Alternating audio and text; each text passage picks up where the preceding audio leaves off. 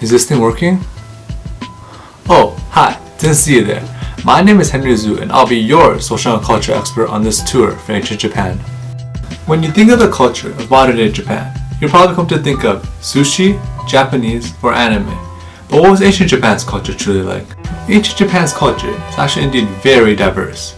And if you go, you may not want to come back. Japanese culture is one of the finest in the world, and it ranges from what the clothes they wear to the religion they have. So without any further ado, let us get dressed in ancient Japanese clothes so we would be able to blend in with those ancient Japanese. Whoa, look at that. It only took us a slight millisecond to change into what the ancient Japanese would wear. The ancient Japanese would traditionally wear a kimono such as this, and an obi, which was a sash that wrapped around the kimono. They would also wear this headband around their head called a nagajugan, which would essentially absorb sweat in the summer. The ancient Japanese would also wear shoes called getas that were made out of wood and would make their feet cooler as they walked in the summer.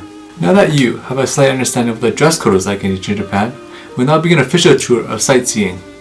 Before we start our tour, I'll be teaching you the polite way of greeting someone in ancient Japan.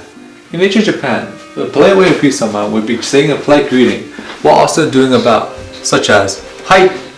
Does this all make sense? Do you know the three classes of ancient Japan? No. Well, the three classes of ancient Japan are the noble class, the common man or peasant class, and the merchants.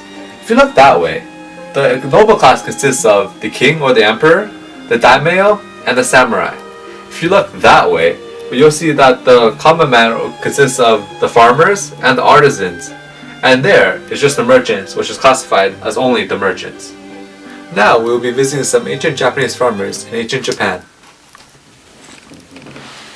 Konnichiwa! Let's get on to the next part of our tour.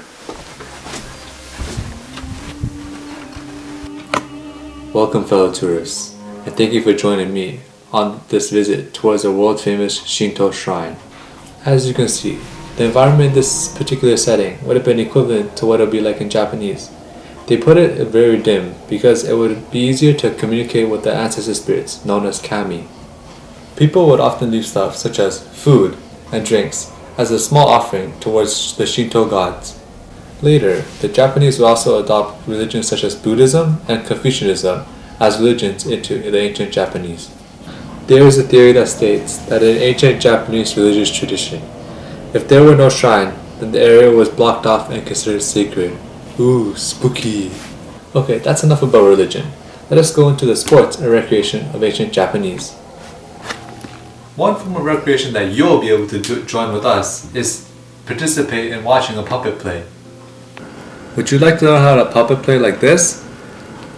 Konnichiwa, sumimasen. Hi.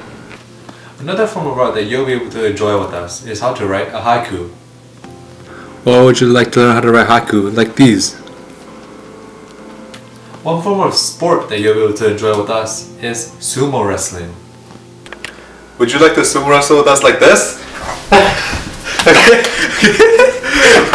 Lastly, you'll also be able to enjoy how to create a perfect tea ceremony with us. Or would you like to learn how to do tea ceremony like this?